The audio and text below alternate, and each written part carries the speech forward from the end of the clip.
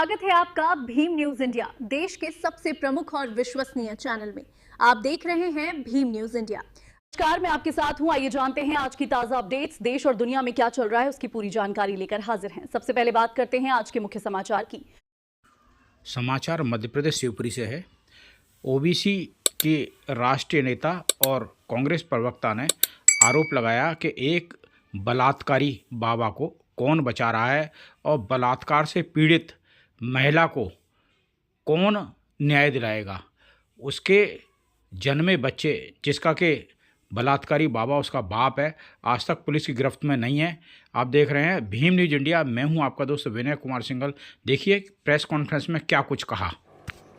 संविधान की रक्षा और सुरक्षा का दायित्व शासन और प्रशासन का होता है, और जब उस संविधान की रक्षा और सुरक्षा में शासन या प्रशासन का तंत्र नाकाम हो जाता है, तब हम लोकतंत्र के चौथे स्तंभ के पास पहुंचते हैं, मीडिया के पास पहुंचते हैं, और हम चाहते हैं कि वो जो अंतिम व्यक्ति की आवाज है वो ऊपर सरकारी तंत्र में बैठे हुए लोगों के कानों तक साफ साफ पहुंचे। और एक उसी मुझे लगता है तारतम्य को लेते हुए मैं आज आपके सामने उपस्थित हूं। आज संविधान दिवस है और मुझे बड़े दुख के साथ ही कहना पड़ रहा है कि आज हम एक ऐसे चेहरे की बात करेंगे, ऐसे शख्स की बात करेंगे जो कि आज केंद्र में मंत्री हैं। पहले हमारी तरफ से एक चमकता हुआ चेहरा थे, और उन्हीं के क्षेत्र में जब बड़ी बड़ी घटनाएं घट जाती हैं और केंद्र सरकार में मंत्री पद पर बैठते हुए जनप्रतिनिधि बनकर सांसद के रूप में जब संसद में पहुंच जाते हैं, लेकिन उसके बाद भी अपने ही क्षेत्र में हो रही घटनाओं पर चुप्पी कैसे साध लेते हैं, इस पक्ष को मैं रखना चाहती हूं। मैं बात कर रही हूं परम आदरणीय ज्योतिरादित्य सिंधिया जी और उनके संसदीय क्षेत्र गुना लोकसभा क्षेत्र की। मैं बताना चाहती हूं कि जिला शिवपुरी गुना लोकसभा क्षेत्र में थाना कोलारस की एक घटना हमारे सामने आई और मेरे संज्ञान में जब पहुंची, क्योंकि मैं कांग्रेस की राष्ट्रीय प्रवक्ता तो हुई, मैं भारतीय ओबीसी महासभा की नेशनल कन्वीनर भी हूं, और ये संज्ञान में आई जुलाई 2024 के आसपास कि जिला शिवपुरी के अंदर एक मंदिर के महंत ने मंदिर परिसर के अंदर एक विकलांग ओबीसी हिंदू लोधी बेटी का बलात्कार किया। उसके पिता को जान से मारने की धमकी का डर दिखाकर उसके साथ बलात्कार बार बार किया। और जब यह घटना सार्वजनिक हुई तो उस समय जब मुझ तक ये बात पहुंची, तब वो विकलांग बच्ची 8 माह की गर्भवती थी। बड़ी मुश्किलों से जद्दोजहद के बाद तो एफआईआर दर्ज हो पाई। बाबा ब्रिजेश शर्मा आरोपी है, फरार हो गए। अब बलात्कारी जब फरार हो गया तो पुलिस ढूंढ रही है, लेकिन पुलिस बलात्कार के आरोपी को पकड़ नहीं पाई। और उस समय पर मैंने वहां के एसपी साहब से बात की। जिला शिवपुरी के एसपी साहब ने कहा हम शीघ्र अतिशीघ्र इस पर कार्रवाई करेंगे, आप चिंता मत कीजिए। ये मल्टीपल फ्रॉडिया व्यक्ति है, इसके पास मल्टीपल आईडीज मौजूद है। पहले मेरा प्रश्न है कि जब हम घर में किसी को किराए पर कमरा भी देते हैं तो उसका आधार कार्ड मांगा जाता है, कहा जाता है भाई आप मालिकाना अधिकार आपका है प्रॉपर्टी पे, तो आपकी प्रॉपर्टी में कौन रह रहा है आपको पता होना चाहिए। तो जब जिस जगह के सांसद आदरणीय ज्योतिरादित्य सिंधिया जी हैं, जहां पर शासन भाजपा का है, डबल इंजन की सरकार है, वहां मल्टीपल आईडीज लेकर एक फ्रॉड व्यक्ति महंत के रूप में मंदिर के परिसर में कितने सालों से था, कब तक था, ये जानकारी शासन और प्रशासन को क्यों नहीं थी। अब जब हम तक खबर आई, बड़ी मुश्किल से एफआईआर दर्ज हुई, और वहां मैंने 16 अगस्त 2024 को जाकर भारतीय ओबीसी महासभा और कांग्रेस पार्टी ने मिलकर एक बड़ा धरना प्रदर्शन किया। और जब वो धरना प्रदर्शन हमने किया तो हमने डीएम के माध्यम से सीएम तक ज्ञापन पहुंचाने का काम किया, और हमारी मांग उसमें स्पष्ट थी कि बलात्कारी बाबा ब्रिजेश शर्मा को तत्काल गिरफ्तार किया जाए। और एक और उस दिन मुझे लगता है बड़ी दुखद खबर थी कि उस दिन ही जब हमने धरना हम कर रहे थे, मुझे खबर आई कि उस बच्ची ने एक नवजात शिशु, एक बच्चे को जन्म दिया है। बिन ब्याही मां बनाने वाला बलात्कारी बाबा ब्रिजेश शर्मा, उसे गिरफ्तार करने में सरकार नाकामयाब होती है। बात उठानी जरूरी है कि संविधान के रक्षक कैसे भक्षक बन चुके हैं कि जब एक बच्ची का बलात्कार होता है, उसको बिन ब्याही मां बने हुए आज 1 साल से अधिक हो गया, उसका बच्चा 1.5 साल का हो गया है, लेकिन आज तक वो बलात्कार का आरोपी बाबा ब्रिजेश शर्मा गिरफ्तार नहीं हुआ। आखिर क्या कारण है? 2 ही कारण हो सकते हैं। या तो वो बलात्कारी बाबा ब्रिजेश शर्मा कहीं का बहुत बड़ा डॉन है जी, तभी उसको गिरफ्तार नहीं किया जा रहा, या फिर उस डॉन के पीछे या फिर उस बलात्कारी बाबा के पीछे कोई सत्तासीन बड़ा डॉन है जो गिरफ्तार होने से रोक रहे हैं। क्योंकि मेरी कुछ दिन पूर्व ही फिर से एसपी साहब से बात हुई थी, मैंने उनसे पूछा भाई अभी तक शीघ्र आपका नहीं हुआ, 1 साल से ऊपर हो गया। तो एसपी साहब ने कहा जी उसके पास मल्टीपल आईडीज है, कई राज्यों में हमने पुलिस भेज रखी है, लेकिन उसका पता नहीं लग पा रहा, वो भेष बदल के रह रहा है। आजादी से आज तक मुझे लगता है ये एक ऐसी पहली घटना होगी, जघन्य अपराध होगा, जहां एक बलात्कार की पीड़िता को बिन ब्याही मां बने हुए 1 साल से ऊपर हो गया और अभी तक बलात्कार का आरोपी गिरफ्तार नहीं हुआ। कितनी शर्मनाक बात है। और ये एक ऐसे क्षेत्र की बात है जहां के सांसद महोदय केंद्र में मंत्री हैं भाजपा की सरकार में। क्योंकि मैंने आदरणीय सिंधिया जी को मैं पिता तुल्य मानती हूँ, देखा है जब कांग्रेस में थे तो मैं बड़ा बच्चियों का, बेटियों का, माताओं बहनों का बड़ा सम्मान करते थे। आज उन्हें क्या हो गया है? अगर माताओं बहनों का सम्मान करते हैं वैसे ही तो आगे आइए, न्याय दिलाइए। और ये निर्भया फंड क्या कर रहा है? निर्भया फंड में इतना पैसा पड़ा हुआ है, जो कांग्रेस की सरकार में निर्भया फंड बना उसमें से 1 रुपया आप महिला सशक्तिकरण के लिए नहीं देने का काम कर रहे हैं। इस बच्ची को जो बलात्कार की पीड़िता है, ये हिंदू हितैषी जो भाजपा बनने का ढोंग करती है, मैं पूछती हूँ क्या ये लोधी की बच्ची, ये पिछड़े की बच्ची, क्या ये हिंदू की बेटी नहीं है क्या? अगर है तो आगे आइए सनातन के सच्चे प्रेमी और समर्थक बनकर और इस हिंदू की ओबीसी पीड़िता लोधी बच्ची को न्याय दिलाइए और उस बलात्कार पीड़िता का जो आरोपी है, उसे बिन ब्याही मां बनाने वाला उस बाबा ब्रिजेश शर्मा को तत्काल गिरफ्तार कराइए, जेल की सलाखों के पीछे पहुंचाइए। किसका इंतजार कर रहे हैं? और मैं आपको बताना चाहती हूँ कि हमने धरना प्रदर्शन किया, मैं चाहूंगी वो पिक्चर्स भी दिखाई जाए, जहां हमने डीएम को ज्ञापन सौंपा। और ज्ञापन सौंपने का काम हमने किया 2024 में। शासन और प्रशासन जब चुप्पी साध लेता है तो हमारे पास कोई और ऑप्शन नहीं था। हमने कहा क्या किया जाए, कैसे इस सरकार के कानों में आवाज पहुंचाई जाए। तो हमने फिर लोकतंत्र के चौथे स्तंभ तक अपनी आवाज पहुंचाने का एक रास्ता अपनाया। और आज लगभग 1.5 साल हो गया, 1 साल से ऊपर हो गया, उसके बाद जब कोई इस पर कार्रवाई नहीं हो पाई, हमने कहा हम आपके सामने आएंगे और इस बात को रखेंगे। हमारी कुछ मांगे हैं। देखिए, प्रधानमंत्री जी भी अपने आप को ओबीसी का बताते हैं, मुख्यमंत्री जी भी ओबीसी हैं और ये बच्ची भी ओबीसी है। अरे ओबीसी का शासन है तो अगर आप अपने आप को ओबीसी बताते हैं, वोट मांगने के लिए तो आप ओबीसी बन जाते हैं। और ओबीसी के लिए न्याय की बात हो, बच्चियों के बलात्कार पर न्याय दिलाने की बात हो, तो आप चुप्पी साध जाते हैं, मौन साध जाते हैं, मुंह पर ताला लग जाता है, आंखें बंद हो जाती हैं, कानों से बहरे हो जाते हैं।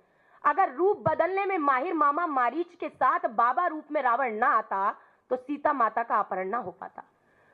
रावण राज में हजारों राक्षसों के बीच भी सीता माता सुरक्षित रही, लेकिन कहीं योगी राज में, कहीं मोदी राज में, पहले कभी मामा राज में और अब मोहन राज में सीता माता की बेटियां सुरक्षित नहीं है।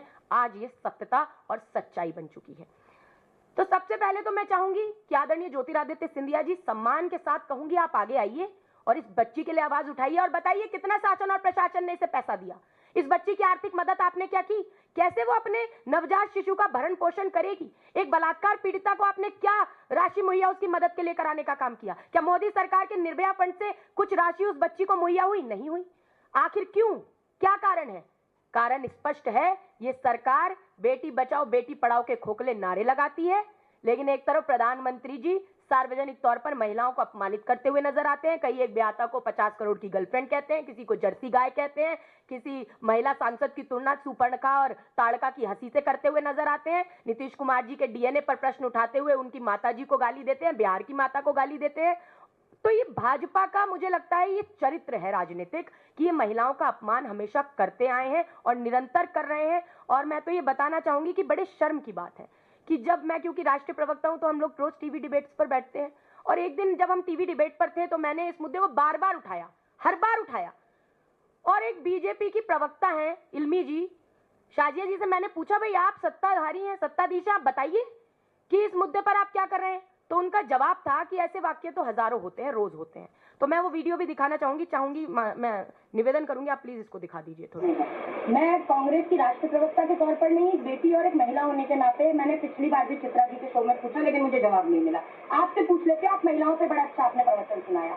आप जब महिलाओं की इज्जत की बात करती है तो अभी शिवपुरी मध्य प्रदेश में डबल इंजन की सरकार है। एक बाबा मंदिर का महंत बलात्कार करता है एक लोधी हिंदू बेटी का जो की विकलांग थी, दर्शनार्थी था। अरे हजारों ऐसे वाक्य होंगे भैया, हजारों होंगे। तो इनको लगता है कि ऐसे वाक्य हजारों होते हैं और रोज होते हैं, इन्हें भी पता है इनके राज्य में ऐसे हजारों वाक्य हो रहे हैं। परंतु एक महिला के नाते क्या ये शब्दावली ठीक है?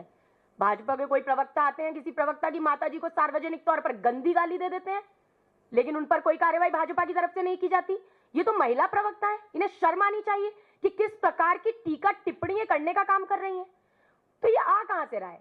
ये आ रहा है भारतीय जनता पार्टी की जो बड़ी अम्मा है आरएसएस, जो महिलाओं का अपमान करने में सबसे आगे रहते हैं, संविधान का अपमान करने में सबसे आगे रहते हैं, किसानों का अपमान करने में सबसे आगे रहते हैं। उन्हीं की सीख को आज ये आईना दिखाते हुए भाजपा के प्रवक्ता समय समय पर नजर आ जाते हैं।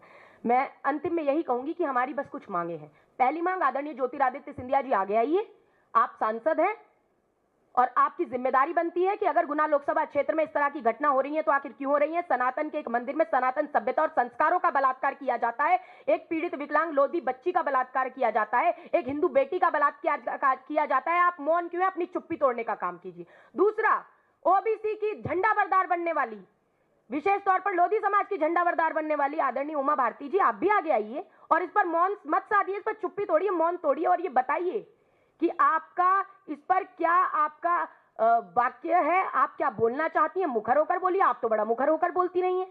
और आप तो वोट दिलवाने भी गई थी, सिंधिया जी को भतीजा बता रही थी, तो अपने भतीजे का हाथ पकड़ के कहिए कि आदरणीय भतीजे आगे आइए और न्याय दिलाइए, न्याय की मांगे। और वहां ओबीसी भाजपा के एक नहीं कई विधायक हैं, वो क्यों चुप्पी साध कर बैठे हैं?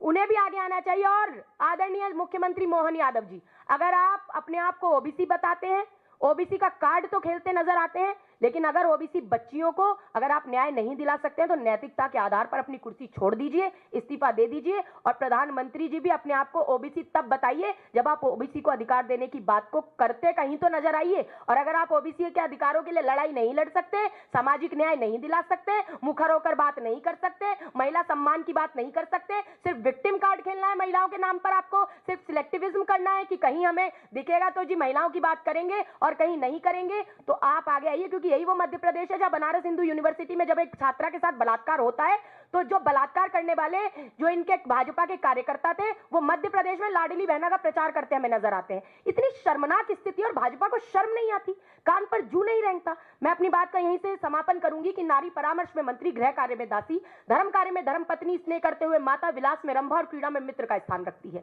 ऐसी नारी का सम्मान होना चाहिए और जो व्यक्ति एक नारी का सम्मान नहीं कर सकता, मैं व्यक्तिगत तौर पर मानती हूं वो व्यक्ति अपनी मां, अपनी बहन, अपनी बेटी के साथ साथ भारत माता का भी सम्मान नहीं कर सकता। तो संविधान दिवस में मेरा एक अपील, एक आह्वान है कि आप महिलाओं के सम्मान की सिर्फ बातें और डींगे मत हाकिए, आगे आइए और बलात्कार पीड़िता शिवपुरी की एक विकलांग लोधी ओबीसी हिंदू बेटी को न्याय दिलाने का बीड़ा उठाइए, उसे न्याय दिलाइए, उसकी आर्थिक सहायता कराइए, उसके नवजात शिशु के भरण पोषण के लिए उसे सहायता कराने का काम कीजिए। और ये एक घटना नहीं है, दमोह के अंदर भी, ये तो सनातन का मंदिर है, एक दमोह के अंदर एक शिक्षा के मंदिर में जन छात्रावास में वहीं का चौकीदार एक दिव्यांग बच्ची का बलात्कार करता है और कोई कार्रवाई उसमें भी आज तक नहीं हुई है। आखिर कब तक आप महिलाओं के नाम पर इस तरह से वोट तो बटोरते रहेंगे, लेकिन महिलाओं को न्याय दिलाने की बात पर आप यह कहेंगे कि ऐसे वाक्य तो हजारों होते रहते हैं। ये बहुत शर्मनाक है। आपके सवालों को मैं आमंत्रण देती हूँ। साधना जी, जिस तरह से मध्य प्रदेश की अगर बात करें, चाहे वो पिछली शिवराज सरकार हो, चाहे आप वर्तमान मोहन सरकार हो, लेकिन सरकारी आंकड़ों के अनुसार मध्य प्रदेश में हर दिन 20 रेप होते हैं, 38 महिलाएं प्रतिदिन लापता होती हैं। सरकार हर दिन कहती है हम नारी सुरक्षा के लिए बहुत काम करते हैं, लेकिन आंकड़े कुछ अलग बयां करते हैं। देखिए, ये बहुत शर्मनाक है। मैंने यही बताया, ये सरकार वो सरकार है जो बेटी बचाओ बेटी पढ़ाओ का नारा लगाती है। मोदी जी ने तो बेटी बचाओ बेटी पढ़ाओ बोल दिया था, मान लिया चलिए जबान फिसल गई थी, गलती से कह दिया होगा, मगर क्या उस दिन भी जबान फिसल गई थी जिस दिन संसद में एक महिला सांसद की तुलना सुपर्णखा से कर दी थी? क्या उस दिन जबान फिसल गई थी जब बंगाल के चुनावों में ये ओ दीदी एक गली के गुंडे की तरह चिल्लाने का काम कर रहे थे? क्या उस दिन भी जबान फिसल गई थी जब एक ब्याहता महिला को आपने 50 करोड़ की गर्लफ्रेंड बता दिया था? क्या उस दिन जबान फिसल गई थी जब एक नीतीश कुमार जी जैसे मुख्यमंत्री की माता जी के सतीत्व पर संदेह जता दिया, आपने डीएनए पर ही प्रश्न उठा दिया? डीएनए पर प्रश्न उठाना क्या होता है? उनकी माता के सतीत्व पर संदेह जताना, उनके चरित्र पर प्रश्न उठाना। बिहार की मां को गाली दी तो आपके लिए सब चलता है। तो ये तो ऊपर से आ रहा है, जब प्रधानमंत्री मोदी जी की जबान ऐसी है तो इनके प्रवक्ताओं की जबान कैसी होगी? आपने सुना ना, ऐसे वाक्य रोज होते हैं, ये कह रही है इनकी प्रवक्ता, और महिला होने के बाद। और भाई एंकर महोदय को तो क्या ही कहना, वो तो कहीं जवाब देना जरूरी समझ, बीच में इंटरप्ट होने, सिर्फ कांग्रेस के प्रवक्ताओं को इंटरप्ट करना आता है। पूरा महिला सम्मान, महिला सशक्तिकरण पूरा कांग्रेस के प्रवक्ताओं के लिए अंदर से जाग जाता है। लेकिन अगर भाजपा की महिला प्रवक्ता कोई सवाल करती हैं तो उनके मुंह पर ताला लग जाता है। अब क्यों लग जाता है तो वही बता सकती हैं, लेकिन मुझे लगता है शर्मनाक है, क्योंकि देखिए संविधान दिवस है, संविधान में लोकतंत्र के 4 स्तंभ, और चौथे स्तंभ के पास आज जब हम आए हैं तो हमें कुछ उम्मीद है आपसे कि आज आप हमारी बात को उठाएं। सब मीडिया का काम क्या है कि आप चौथे स्तंभ के रूप में अंतिम व्यक्ति की आवाज को उठाएं। मुख्य विपक्ष का काम तो मीडिया हमेशा से करता रहा है, लेकिन आज मुझे लगता है कहीं ना कहीं उसमें तकलीफ है। आज मुख्य विपक्ष मीडिया नहीं है, आज तो विपक्ष की आवाज कैसे दबाई जाए, मुख्य धारा का मीडिया इसमें पूरा ध्यान देता है कि भाई ये मुद्दा नहीं उठना चाहिए, मोदी मोदी होना चाहिए, गोदी गोदी होना चाहिए, लेकिन महिलाओं का सम्मान की बात नहीं होनी चाहिए। तो ये गलत है। मुझे लगता है सामाजिक न्याय हो, महिला सशक्तिकरण हो, सम्मान हो, ये मुद्दे उठने चाहिए। और मध्य प्रदेश के अंदर हम क्या कर सकती है विपक्ष कर क्या सकता है? विपक्ष धरना प्रदर्शन कर सकता है, अपनी आवाज उठा सकता है। तो मैंने दिखाया ना आपको, फोटोज दिखाई हमने धरना प्रदर्शन किया। हम जाकर एसपी से बात कर रहे हैं, कलेक्टर से बात कर रहे हैं, हम बोल रहे हैं न्याय दीजिए। वहां के विधायक ओबीसी हैं, चुप्पी साध रहे हैं। वहां की सांसद है, केंद्र में मंत्री हैं, मौन लगाकर बैठ गए, मौन साध कर बैठ गए। उमा भारती जी बड़ी सशक्त होकर आगे बढ़ जाती हैं, जी मैं तो मेरा भतीजा है, आप इसे वोट दीजिए। क्यों वोट दें? क्योंकि हमें ओबीसी को शायद कोई आशा रही होगी कि उमा जी काम करेंगी, लेकिन अब तो शांत होकर बैठ गई हैं। तो ये मुझे लगता है कि आज बहुत आवश्यक है कि मुखर होकर इन बातों को उठाया जाए। और मैं मीडिया बंधुओं से भी निवेदन करती हूँ, ये राजनीतिक प्रश्न नहीं है। महिला सम्मान कोई राजनीतिक मुद्दा नहीं है, इसका राजनीतिकरण नहीं होना चाहिए, इसका तुलनात्मक विश्लेषण नहीं होना चाहिए कि कांग्रेस की प्रवक्ता ने कह दिया तो जी हजारों वाक्य होते हैं, लेकिन भाजपा के प्रवक्ता ने कह दिया कि इनकी माताजी को गाली दे दी। हमने तो कहा था मोदी जी की माताजी को गाली दी है, गलत हुआ है, नहीं देनी चाहिए। लेकिन अगर मोदी जी नीतीश जी की माताजी को गाली दे रहे हैं तो क्या वो सही है? नहीं है। मोदी जी अगर कांग्रेस की एक वरिष्ठ नेत्री को शहीद की विधवा, कांग्रेस की विधवा बता रहे हैं जिन शहीद की पत्नी है, तो क्या ये सही है? तो राहुल गांधी जी ने तो मुखर होकर मुद्दे उठाए हैं जी, सामने से बात रखी है, लेकिन आज उनकी आवाज को दबाने का पूरा प्रयास किया जा रहा है। हम जमीन पर लड़ते रहेंगे, इसका हम आश्वासन मीडिया को जरूर दे सकते हैं। मेरा एक सवाल और है, क्या इस मुद्दे को आप आने वाले संसद के शीतकालीन सत्र में भी पार्टी ले जाएगी? देखिए, ये सबसे पहली बात तो वहां के प्रदेश के लोग तो कह रहे हैं, पहले तो हम विधानसभा में इसे उठाने का प्रयास करें, क्योंकि मुख्यमंत्री जी के हाथ में है। मुख्यमंत्री जी कर क्या रहे हैं, क्या कर रहे हैं मुख्यमंत्री जी? अब तक चुप क्यों है? सिर्फ आपको ये अपना जातिवाद का कार्ड खेलना है बस। और महिला सशक्तिकरण पे कौन ध्यान देगा? लाडली बहना तो आपने बड़ा चला दिया, बेटी बचाओ बेटी पढ़ाओ तो चला दिया। तो ये बेटी बचाओ बेटी पढ़ाओ किसके उससे चला चाहिए? बेटी बचाओ बेटी पढ़ाओ किससे बचाएं? बेटियां बता दें पहले। भाजपा के बलात्कारी राम दुलार से बेटियां बचाएं, या भाजपा के बलात्कारी कुलदीप सेंगर से बेटियां बचाएं, या भाजपा के प्रज्वल रेवन्ना से बेटियां बचाएं, या चिन्मयानंद से बेटियां बचाएं, या ये भाजपा के शासन में बलात्कारी बाबा ब्रिजेश शर्मा से बेटियां बचाएं, या भाजपा के ये बलात्कारी इनके शासन में दमोह के जन छात्रावास के चौकीदार से किससे बेटियां बचाएं भाई? किससे बेटियां बचाएं? वहां रक्षक ही भक्षक बन जाएगा तो क्या करे? तो आज ये सवाल है, और बिल्कुल हम इस मुद्दे को पूरा उठाएंगे। और मैंने 1.5 साल पहले किया था धरना प्रदर्शन, 1.5 साल तक मैं लड़ाई लड़ती रही हूं, इसकी जमीन पर लड़ी है। ये एसी के कमरों में बैठकर काम करने वाला काम नहीं है। सिर्फ कांग्रेस पार्टी ने हमेशा जमीन पर लड़ाई लड़ी है, चाहे वो देश को आजाद कराने की बात रही हो। पहले लड़े थे गोरों से और अब लड़ रहे हैं चोरों से, और लड़ते रहेंगे। आप देख रहे थे भीम न्यूज़ इंडिया। यदि आपको हमारे द्वारा दिखाई गई खबरें पसंद है तो प्लीज़ हमारे चैनल को यूट्यूब पर सब्सक्राइब कीजिए, लाइक कीजिए, शेयर कीजिए, कमेंट्स कीजिए। आने वाले नोटिफिकेशन के लिए बेल आइकन का बटन दबाना ना भूलें। भीम न्यूज़ इंडिया के फेसबुक पेज, ट्विटर यानी एक्स और टेलीग्राम पर भी फॉलो कर सकते हैं। बने रहिए हमारे साथ, देखते रहिए भीम न्यूज़ इंडिया। आपका बहुत बहुत धन्यवाद।